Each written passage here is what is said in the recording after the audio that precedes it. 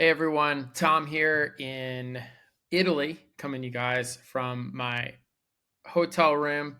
We're out here in the Dolomites getting ready to lead a cinch camp this week. Pretty excited about that, but I will be bringing you guys the Tour de France podcast, at least from the first week, from random hotels in Italy. And hopefully we'll be able to get coordinated with Courtney to get her on some of these podcasts. But at least for the start, I'm going to be randomly talking to myself, talking to you guys in my hotel room with my son. He's in here. And yeah, we're leading this bike camp. We have close to 30 riders this week, and it's going to be awesome. But let's talk about Tour de France stage one. Amazing first stage. These early stages in the Tour de France are absolutely chaotic. And in this podcast, I'm going to just kind of touch on some of the things that I saw today that I think are important. I'm also going to kind of share my experience a little bit with how these first stages feel and help you guys kind of relate to what the athletes are going through. And then, we'll analyze the contenders and see how it went. This podcast for the Tour de France, I'm going to try and take a very GC centric perspective. My racing career, I was a GC rider, and I think authentically speaking from this point of view is the best. I was on teams with sprinters, worked for teams with sprinters. Was on teams with riders that won stages out of breakaways. And so I feel pretty qualified to talk about that as well. But my heart is in the GC battle. And so I'm going to always kind of bring you guys my daily report from a GC perspective. I think that's the most authentic place I can come from. And the idea too with this podcast is to not just like regurgitate what happened from like an analyst type, play by play role. You guys can get that from anywhere else. But my job or the goal for me is to just kind of share some insight behind the scenes and some interesting things that I saw that I can comment on from my experience in this sport. So stage one, first off, key thing about it was it is the first stage in the Tour de France. And because of that, the yellow jersey is up for grabs. That makes the race that much more chaotic because at the start line, you have a new group of people that are thinking not only of the stage win, but they are thinking that they can potentially take the yellow jersey. And so that just creates so much more tension going into an already extremely tense moment. You have the sprinters teams that are not only just motivated for the stage, but they are also motivated for the yellow jersey. You have riders that have a good sprint, that maybe are good at last minute moves, that are good in classics and things like that. They are also thinking that they're going to be up front. They're possibly look for a late race breakaway to try or to follow, or if there's a split in the crosswind, be up there and hopefully either get away or sprint in a reduced group. And then you have the GC riders who are absolutely focused on not losing time to preserve their GC hope in the end of the race. And so this dynamic is pretty crazy because everyone thinks that they have the right and responsibility to be up there. And then they are also reinforced this by their teams yelling at them over the radio and coming up with these strategies where they also have to be in the front. And so once the race starts, you have this crazy chaotic battle to be in the front of the race. And as a racer, it feels a little bit like the Hunger Games, where if you don't kill your friend or you don't take them out, they're going to take you out. And it's true, this sort of happens out there in the race. You get into the race, you if you give the position, if you let your teammate, or it's not your teammate, if you let your friend by, if you let another team by, a lot of times that will push you those 10 spots back or 15 spots back, and then another team will come in, and then another team will come in. It just gets crazy. And so you have to like stay up there, not let anyone in. And to do this, you almost have to negatively protect your space. So if there's an opportunity to close a door, you take it. And if you watch the film or the race video during the stage, you will notice that UAE and Visma were oftentimes on one side of the road. And so this is a strategy to hold your position, because if you're off to one side of the road, that means that you only need to prevent people on the other side of the road from passing you. And so what they'll do is they'll ride as a team on one side of the road and then base their speed that they're riding at based on whatever it takes to stay in front of the other teams. Well, everyone's really strong. It's the Tour de France. And you can imagine what ends up happening is other teams come up alongside, maybe get a little competitive, half wheel, whatever it is, or maybe even try to overtake a team. They end up accelerating, going even faster to stay in front. And so you saw there was an early breakaway. It went away right at kilometer 0. That break got 2 minutes or something like this. And as soon as they got close to those crosswinds, teams basically riding on the front, trying to stay in front of the other teams, brought that entire 2 minutes back. And you might be thinking, wow, that breakaway wasn't going very fast. And that's incorrect, because those people, that the 5 that were in that breakaway, were going all out 100% to be on TV, to get their sponsors represented. They're not worried about saving anything for the stage win. So those riders are out front, and once they see the gap start coming down, they're going to give extra energy to keep that gap out, because they want to remain on television. They want to be visible for their sponsors and for their team to get as much time as possible. When I did the first Tour de France, I was amazed how many risk riders would take and how much effort riders put into going in the breakaways or being at the front or being first into a turn. It was almost like there was $1 million bonus on the side of every corner. There's a million. It felt like there was like $1 million bonus if you got in the breakaway. The culture in this race is so rich that riders are willing to do anything at an extremely high level to just get on the video camera. There's so much press. There's so much importance in this event. There's so much prestige. They become lifetime famous in their towns and their communities where they come from. If they get in the break or they're on TV, let alone, win a KOM point or, even greater, win a stage or get a position in a stage, it can change their entire life. So riders are riding very aggressively. This just shows how hard these teams ride to stay in the front. Now, once that breakaway came back, another one went up the road. They end up crashing themselves out, but they also didn't survive due to the fighting in the peloton. So the peloton in these stages is going so quickly. And the reason, like I said, is they're trying to stay in front of one another to be in position. And the reason why they want that front row seat is Hunger Games. They don't want to get crashed. They don't want to get dropped. They don't want to get left behind.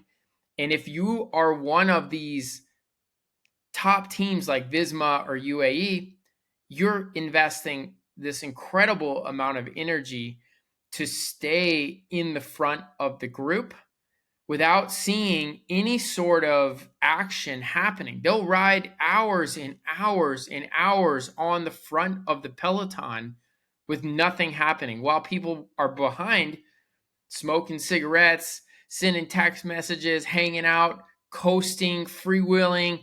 Essentially, what I'm trying to say is there's riders behind doing nothing, saving tons of energy, but teams like UAE and Visma are staying up front in the event that something happens. That could be a team attacks in a crosswind.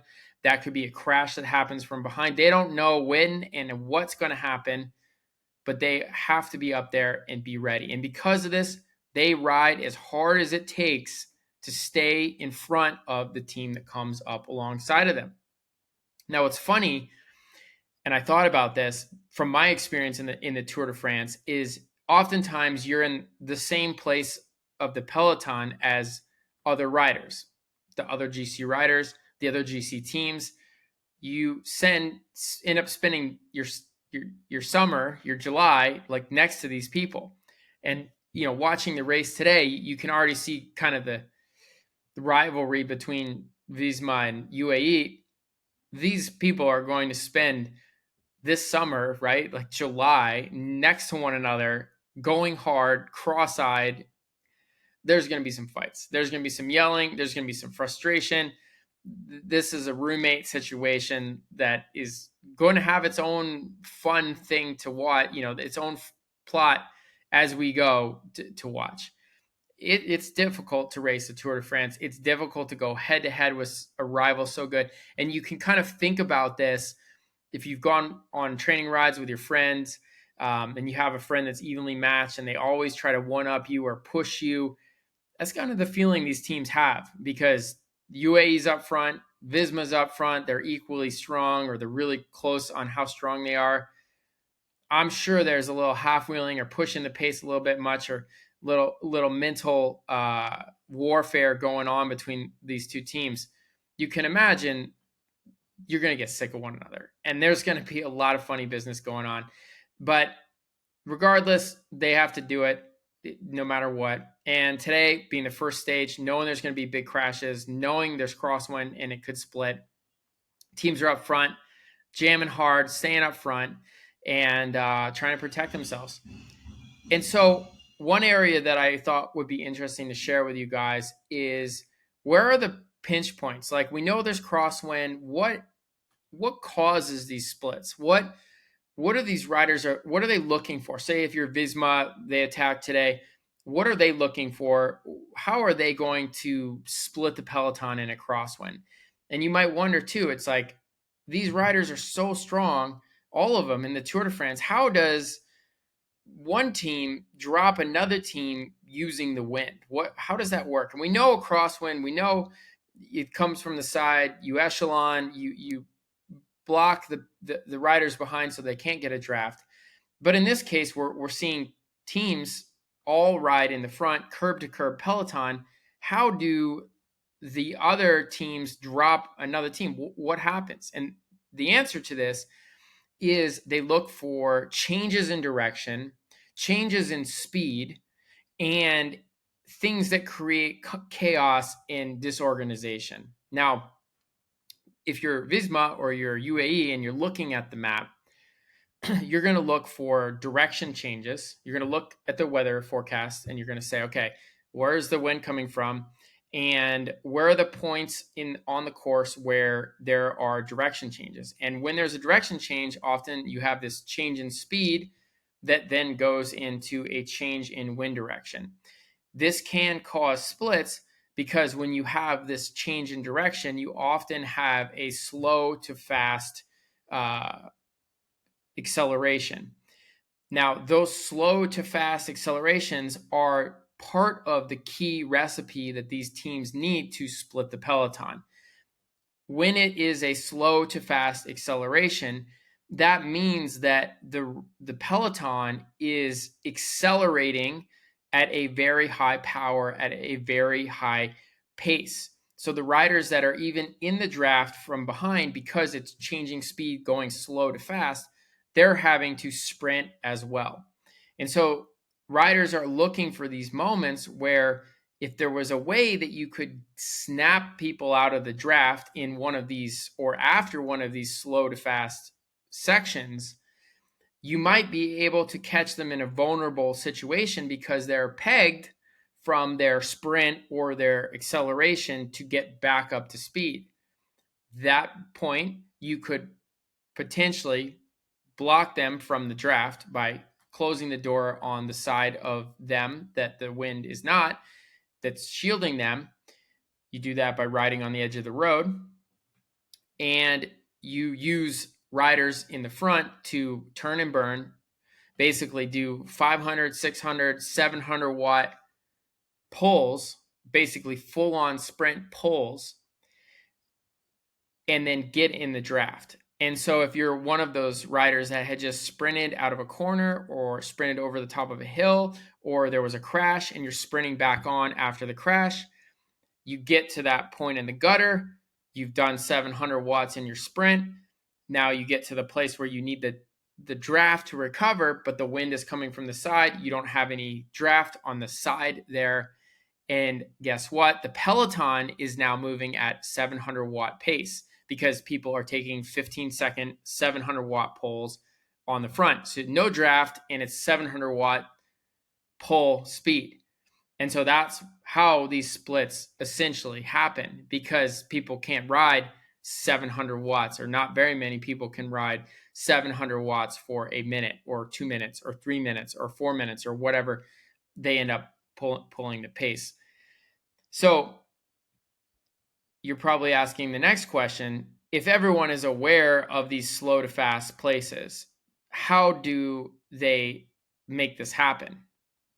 And the answer is they use things like towns or close calls or really fast, dangerous, sketchy tailwind sections that turn into crosswind. What those sections do is the pace goes so fast, like in a town, imagine you go from, say, headwind, right turn into town. Now the buildings block the wind. The riders will use maybe some roundabouts, some traffic islands, some corners through the town to get the speed up. And then through each and every turn, it makes the riders have to single up. They go into a line, and then lo and behold, you exit the town and there's a giant crosswind coming from the side. And that is where the riders will start sprinting in the echelon formation. Now, being on the receiving end of this quite a few times, it is a very terrifying and violent experience. You'll be in a town, it'll feel like a criterium. People will be dive bombing everywhere. They know they need to be at the front. And this disorganization and chaos is how teams get separated from one another. So when they're on that straight road, like we saw them very many times in this stage, it was curb to curb. Impossible to break the peloton under those conditions. But when we look at the town, they get in there, roundabout, turn, parked car, traffic island, post in the road furniture, whatever it is, close call. We saw a lot of crashes in the town. Maybe there's a crash in 20th position. That's when the teams go on the front. They start sprinting. The teams behind are split up and disorganized, and then they come out in that big crosswind. They are not together at all. That break happens, and then that's where that split happens. And so teams basically go into every single one of these towns that you've seen, which is quite a few in a stage.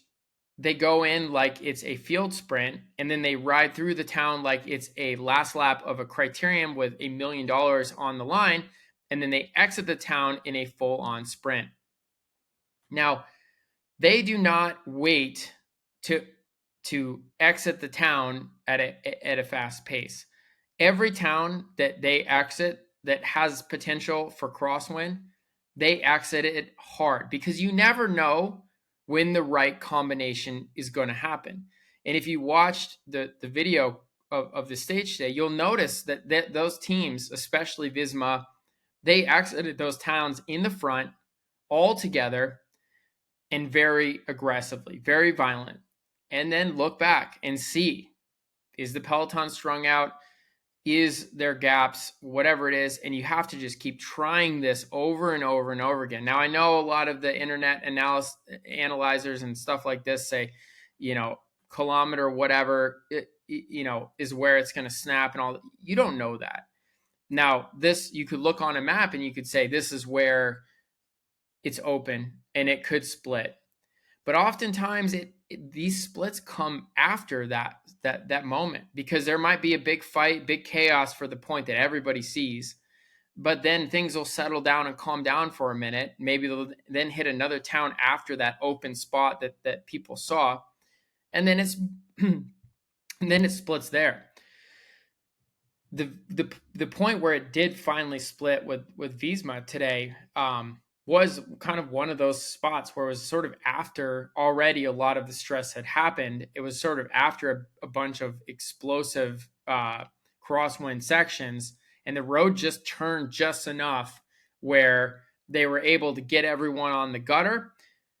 hit it. Everyone was strung out.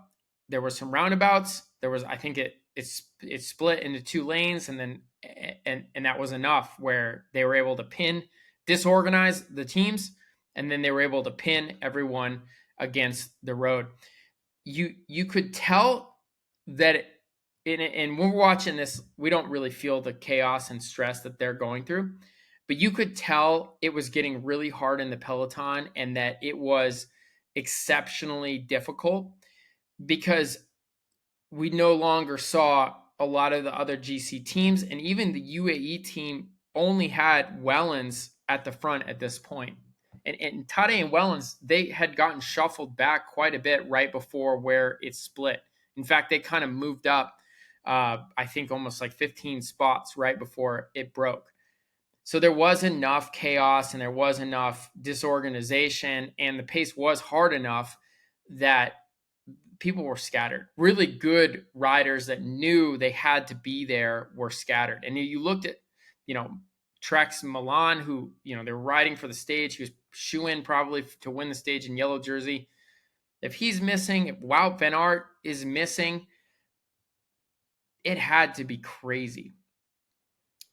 So this level of disorganization, plus the change in direction with the speed going slow to fast, plus one more element, and this was key today, you're kind of looking from a slow to fast change in pace, change in speed, with off the back of some disorganization.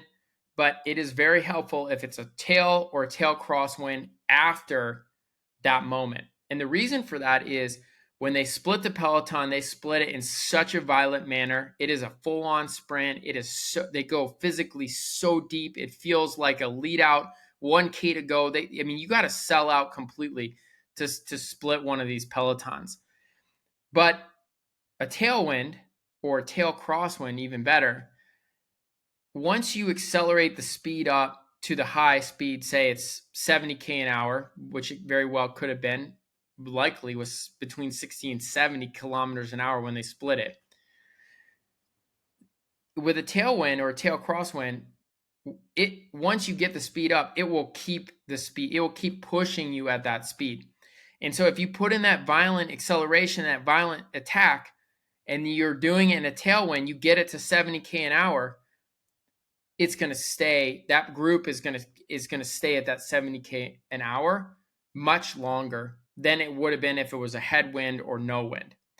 Now, on the flip side, when the peloton splits behind, oftentimes there's a moment of hesitation. And this is the nail in the coffin, and this is what happened today, is the riders that are caught behind, they are often on the gutter, they sit up, they pull over, they get in the way of the people that need to pull from behind.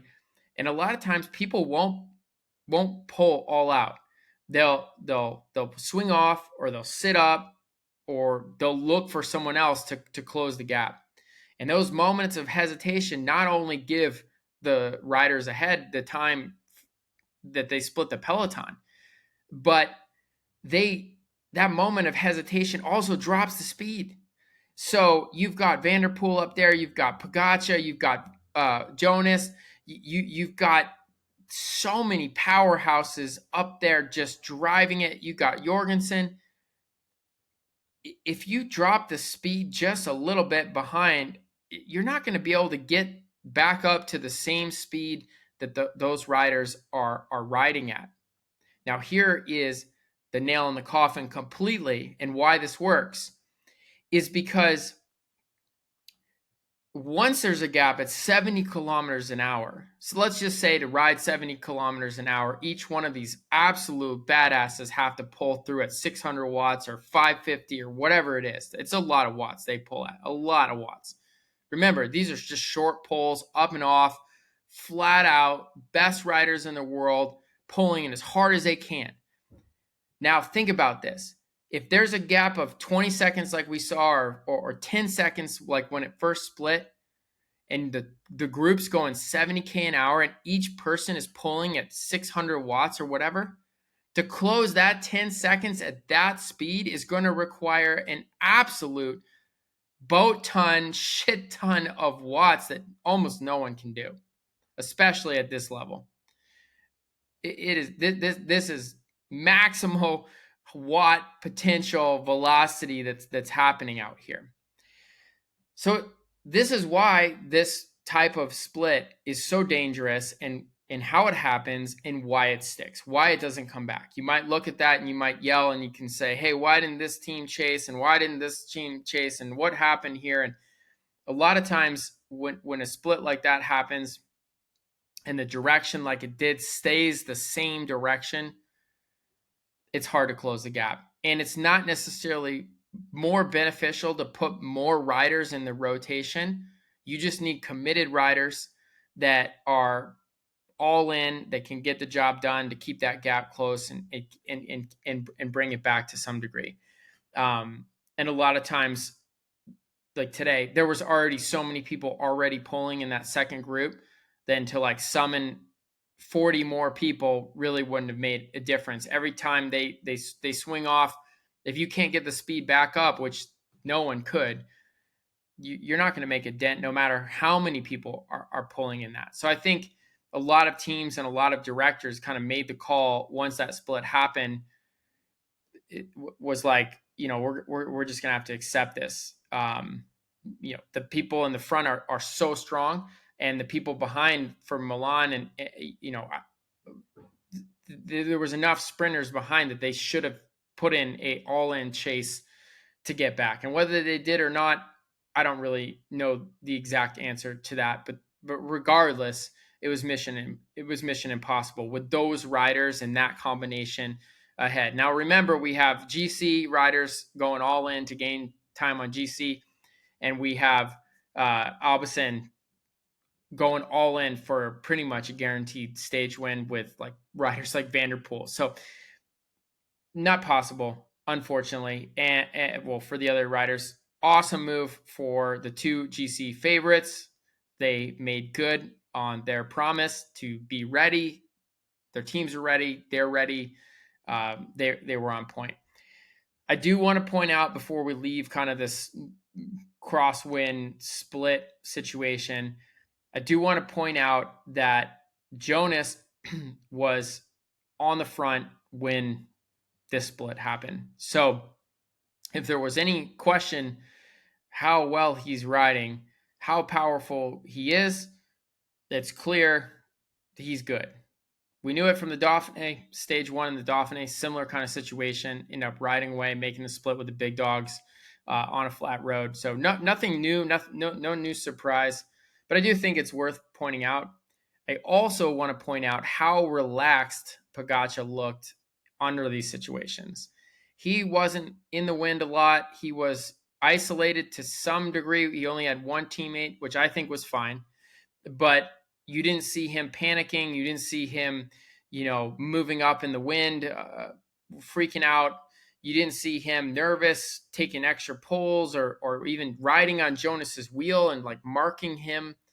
He was just super relaxed. And to me, we already know he's super confident, but to me, he just seems extra confident. And I would guess there is a point, or not guess, I know there's a point when you're doing these races, you just know how it works. You know when to be aggressive. You know when to relax.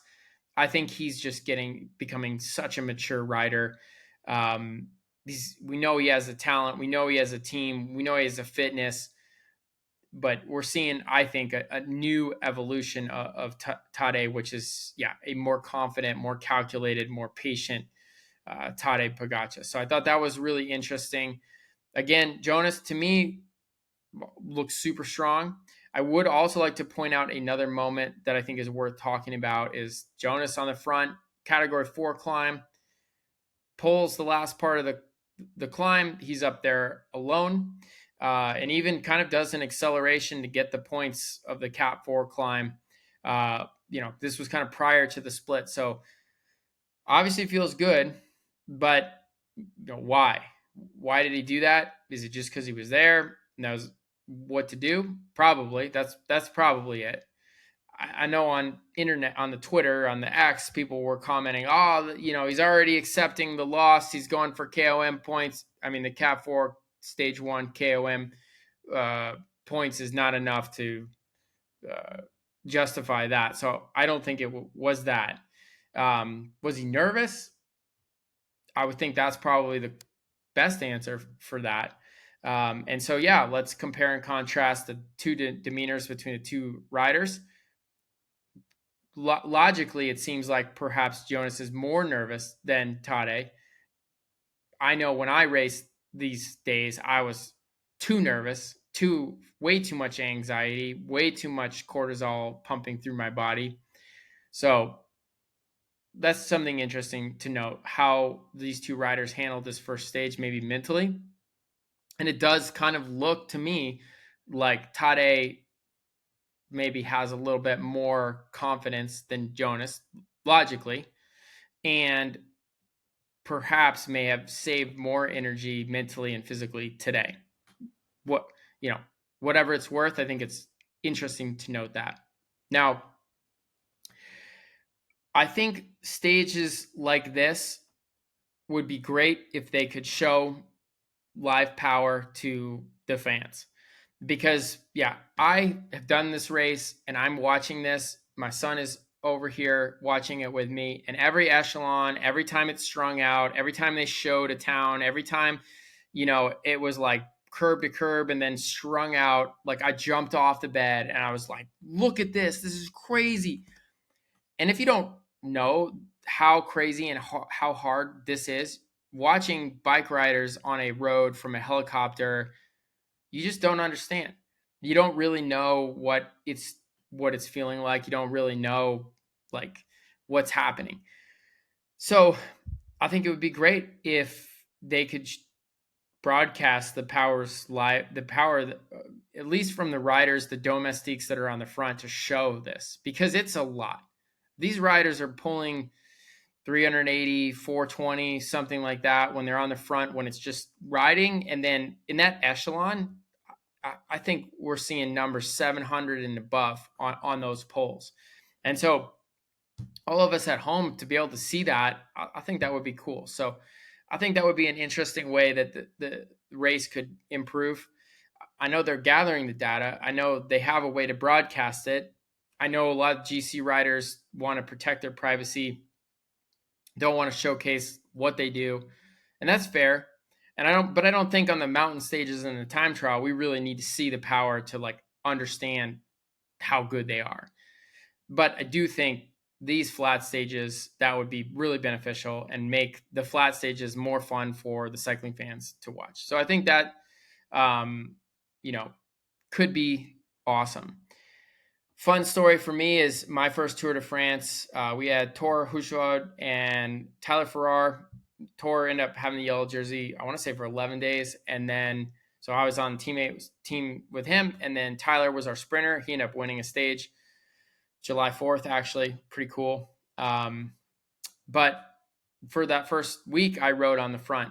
And this was the year I finished 8th in the Tour. So it was kind of cool that, I spent the first week of the race on the front and then was able to ride GC.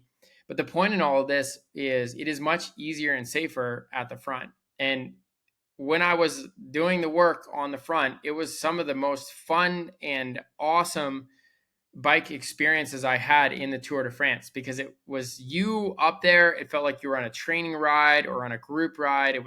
It's pretty quiet up there, at least with the bikes. And then you have all the fans and you have the motorcade and the video cameras and the helicopters. And it's just you and the stuff, and nobody's trying to crash you. Nobody's yelling at you. Nobody's slamming their brakes on. You're not flying off the road. It's the best way to experience the Tour de France. Just when I'm talking about that, one cool like VIP idea would be, like the neutral start or something like that. You could have pay, people could pay for that to like lead the peloton, VIP pay to pull the peloton out of the neutral section or something like that. That could be cool for spectators to experience that. Because me just thinking about my experience in the Tour de France, like that first part of the stage, pulling and being up there and having that experience of coming through first through these crowds of people and in front of it. It was a cool experience. So I really enjoyed that. It was fun having the yellow jersey. It was fun being on the front, and so that was something I remember of these first stages. And that year we also started in the north of France, so very chaotic. The roads are crazy. Not really my favorite for bike racing, but really cool to watch, especially for us.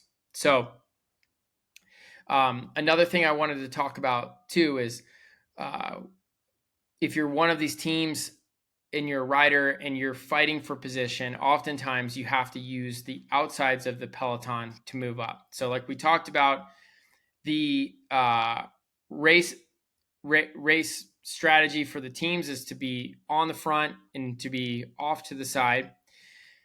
It is also the place where you can move up. And to do that, you have to bump into people. And so I remember, as I experienced the Tour de France and going through my first stages, I remember being super hesitant after seeing all the crashes and spectator caused things that happened to move up on the outside. But just like the Hunger Games, if you don't do it, somebody's going to do it to you. And so eventually I got up the courage, and Tor was one of the guys that pretty much like grabbed my arm and said, let's go, let's do it. And I just remember, like, you put your elbows out, you go to the side and you just charge, and you're just hitting arms. You're running into arms, you're running into hands, sometimes legs and hips and stuff like that. And you're just kind of being very firm on the handlebars, looking ahead, bouncing off people, trying to make sure that you don't bounce into the riders. Sometimes you do. And that was the only way to move up. So if you're watching the race and you're looking and you're wondering, how do those riders go from the front to the back? They use the outsides. Now, you can swim upstream in the middle of the peloton. It is possible. But I call this technique schlecking. Andy and Frank Schleck, they would wait until someone hit their brakes in front of them, and they would not hit their brakes. And so I call this schlecking. I'm sure there's maybe another term for it, but they were extremely good at it. And I got schlecked quite a few times. But they would basically stay in position until someone slammed on their brakes from a crash or something like that. And they would not hit their brakes, and they would align their elbows with the hips of the people that were ahead. And they would simply just aim and run into the people in front that were braking their hip with their elbow. And that would push the rider off to the side. So they would move forward, and they wouldn't have to use their legs at all to pedal through the group. The group was basically slamming on their brakes, and instead of them hitting their brakes and stopping with them, they did no brakes, kept their elbows up, and basically ran into the rider's hips. And in that process, the riders shot off to the side, and they gained positions without even using any energy. Schlecking. It works amazing. It is terrifying, and I wasn't very good at it, honestly. I did prefer not to do that. I went around in the people, used my legs, but I wasn't the best at positioning for sure. These riders, amazing. The Schlecks were amazing at positioning. I watched Tade from the helicopter view quite a few times do this and shoot between gaps and things like that. So takes a special rider. But if you're wondering how you go through the middle of the peloton, that's how you do it. Wait till people almost crash. Don't use your brakes. Thread the needle, and then make sure you have your elbows out. If they do move towards you or you need their spot, you just have your elbows out and run into their hip, and they move off to the side. So there you go. Interesting point, how you move in the peloton. I think it's interesting too how strong everyone is in the Tour de France. Nobody really talks about it, but when I raced the Tour de France, going into it, I thought, these are the same people I always race with. How hard can this be? But people ride like at a whole new level at the Tour de France. And if you think about it, it is the best rider pretty much in the best riders in the sport on every team in the top form at the race. So you have riders that are able to win World Tour races and other big UCI races, and the whole peloton is only made up of these riders, and they are at their top fitness level of the year. And so it's not a normal peloton by any means, and because of that, there's no room for mistakes. If you're in a crash, you probably saw how long it takes people to get back after a crash, and we saw even with the car, people were behind the car for 10, 15 minutes to get back. The Tour de France is like nothing else. And part of this is, again, like I said, the peloton is only top riders at their best physical condition. So watching these splits and seeing the drama and the chaos that happened today, that means that the pace and the things that happened were at an extreme level that most people cannot even imagine how crazy it was. So that's pretty much what I saw. Now we can talk about the outcome of the race. We have the end of the split. Big selection. Only 2 key GC riders. I guess Moss was in there.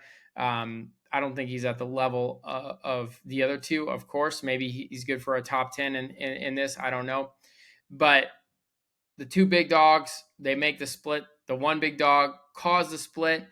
And I think it was interesting that Wout van Aert did not make the split. That would, to me, indicate that either 1, he was trying to conserve energy and stay back with Milan and some of the other sprinters, because it did sound like from the interviews from Visma that he was going to go for the stage so they had a better team car placement in the following stages. The reason why you would want that is because if there's a mechanical, if Jonas has a mechanical or there's one of the problems, if your car is further back in the caravan, it takes longer for the car to save you, to help you. And so having a car 1 or car 2 or car 5 position will give you a much better and faster response time to get to your rider. So that's good strategy by them. So it sounded like he was intentionally going to sprint. So the question is, how did he miss that? Why did he miss that? It was either disorganization from the Peloton shuffle, or he was trying to conserve energy and he keyed off Milan or something like that. But I thought that was interesting that he didn't make that move. You would have thought he would have been the guy to be on the front to cause the split. And, I think that leans more towards Visma making this move more on instinct. Maybe the point they were going to make a move was earlier, and then this other opportunity presented itself, and they were all there, and they made the call in that moment to go. I think that's probably the most likely scenario. I read on the internet, people not happy with UAE. They're saying team sucks. Tadej is the best rider. That's blah, blah, blah. I don't think this is true. I watched the entire stage from the start to finish, and I'm not going to be able to watch every stage from the start to the finish due to, we'll be out on the bike here in the Dolomites, so I'll be able to catch the second half of the stage at least. But I watched 180K today, like on the television here in Europe, and UAE was on the front, at the front for the entire stage at every moment. So if you turned your TV on for the last 15K and you only saw one UAE rider in the peloton, and you think, you get on X and you say, this team sucks, well, that's not accurate. They were very good. So I thought that was pretty awesome how well they rode. And I think making that final move with your GC Hope and your big winner, and Tim Wellens, who's the guy that you would want on that team with you in this final, I think that's perfect. People commenting and they're saying, where's Almeida? He's our number 2 guy. Where is he? I mean, we know the drill with UAE. We know the drill, and we know the drill with any good GC team, dominant GC team. There is no number 2 guy. There is no B option. They're there to win with Pogačar, and they're not trying to get Almeida up there. That's fine. One guy in the final, that's perfect. I think they did a great job. Visma had more riders. Is that better? Well, they were the ones that caused the split. So logically, they would have more riders if they chose in that moment to push the pace to get the split. Would not be a good move, say, for Tade if he found himself at the front of the peloton with only Wellens there for him to cause a split. Because just like in anything, once you draw the sword, you better be ready to go to war. And so Visma saw they had the numbers, they drew the sword, they went to war, they made it happen. Hats off. But I would not look at UAE and say they made a mistake. I think they did everything perfect. And it, I wouldn't be surprised later on in this tour if they do make moves different places similar to Visma in the next stages. So I wouldn't write them off as saying, hey, these guys can't get it done as a team. I think they will. They'll get it done. They'll do amazing. They'll do an amazing job.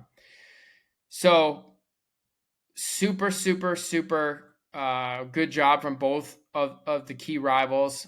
Looking at their body language, they both look amazing. Looking at the finish positions, they look amazing. Looking at how they rode all day, they look amazing. Now, when you look back and you see Remco lost time, you see Roglic, both of them miss a group. I don't think it surprises any one of us if you've been following the season. It's been the trend with Remco. He misses the move.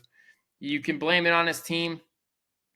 He probably is going to blame it on his team. I think it's him. I think he's nervous. I think he's uncomfortable. I don't blame him. Think about it. Like, you're the number 3 guy. You're the number 3 guy. Like, he doesn't get in there and say, I'm the number 1 guy. Get the heck out of my way. I'm going to take every risk possible by myself without a team like these super teams to be to beat these guys. I think he knows. And he also knows that probably if he's going to be the number 2 guy in this race, the best chance for him to become the number 2 guy is the current number 2 guy blows up trying to beat the current number 1 guy. That's very possible. It's extremely possible. And that could even happen in this first week. One of the people could crash out of this entire Tour de France. And so if I'm in the Remco camp or I'm Remco fan or something like that, I'm not looking at today and I'm just saying this is a failure. I'd say it's on brand. It's on brand. It's what he does. And quite honestly, he kind of has to do it because he doesn't have the team these other guys have. And he's scared. He's had a lot of crashes. I don't think he likes it up there. I don't like it. Nobody likes it. Now let's look at Roglic. He missed it. And quite honestly, I don't like the vibe of his interviews and I don't like the vibe of his team. Like Red Bull, Bora, if I'm Red Bull, you got to hire some other people there. I don't think that aligns with the brand. I'm in the moto world. I'm loving like the way they come off with these teams in the motocross world and all this other stuff. They're vibrant people. They're colorful. They're charismatic. They're exciting. And I think this situation on how, I mean, you can see Pogacar in a Red Bull helmet, right? You can see Pogacar wearing the freaking wings. He's Red Bull. That's Red Bull. Like this, whatever's happening here, they're gonna that's not Red Bull. I'm sorry. That you cannot not be present anywhere in the race, have no cool plan, strategy, interview, miss the split, do nothing, sprint for 30th position.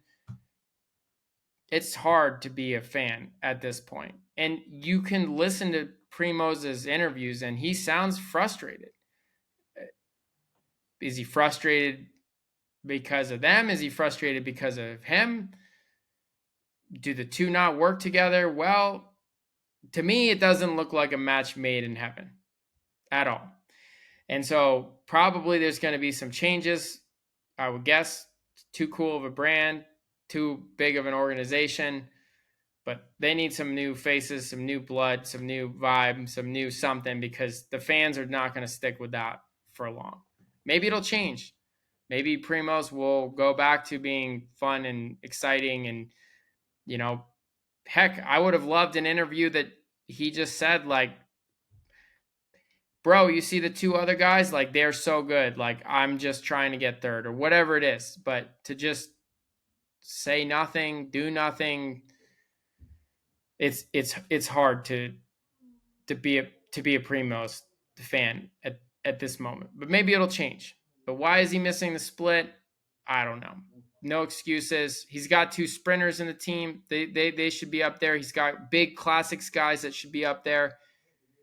There should be reasons that he gets in the front of the peloton for the final. So super bummed on that, but hopefully those guys get their act together. They race a little bit better. But he's won so many Grand Tours. He knows the drill. He can be up there. He easily could have made that split with a better help from his team, better positioning from himself. You might be saying, well, he's trying to be up there and try to avoid the crash or something like that. Maybe, but I don't know. I think it's a poor performance from those guys, and hopefully it changes. I don't think it fits the brand, honestly. Now let's kind of talk about the win. Alpecin Philipsen takes a win, pretty much a dream lead out. Absolute. Groves, Vanderpool, Philipsen, lead out train, stage win, yellow jersey. They're running the hair. I'm over here in Italy, but we got the German German Eurosport. They're running the Alpecin ads every 5 minutes. Couldn't have been better, right? I think that was a dream situation for that team. I think I've heard rumors that they're looking for a sponsor as well for next year. So absolute dream scenario. Really cool to see Vanderpool up there.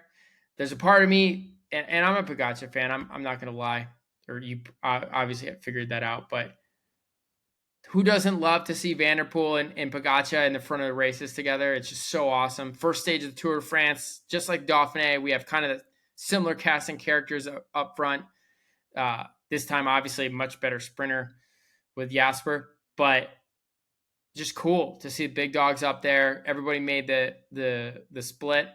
Also awesome to not see any giant crashes in the finale. I think the Crosswind obviously helped with that. To split it all up, but there still were crashes. We used to say in Garmin, we used to say there's nowhere that's safe in the Tour de France. We saw that in the front of the group. Two riders came together at the back of the front group. So you might thought, and the reason why that triggered me is you might be one of those riders that you're like, I made the front group. I'm in the top 20 in the Tour de France. All I got to do is get to the finish. You look up, and then all of a sudden there's an EF guy just flipping over because he crossed the wheel after a crosswalk. Like that's literally what caused it. Just at the back of the group, just I don't know if he looked the other way or something like that, but just a silly little crash like that. There's no safe place at the Tour de France. Everyone's got to be on deck. But for the most part, in the final, there was not any crazy crashes at all. But moving into tomorrow's going to be an exciting stage. I wouldn't put it past Pogačar to try to do something tomorrow. Would guess on the receiving end or maybe the delivering end. Jonas is probably going to try something as well, or at least they have to go into that race with that mindset because you have to, in the Tour de France, if you want to be protecting yourself and you want to be out of trouble and you want to be up front, you almost have to attack the race. Again, it's Hunger Games.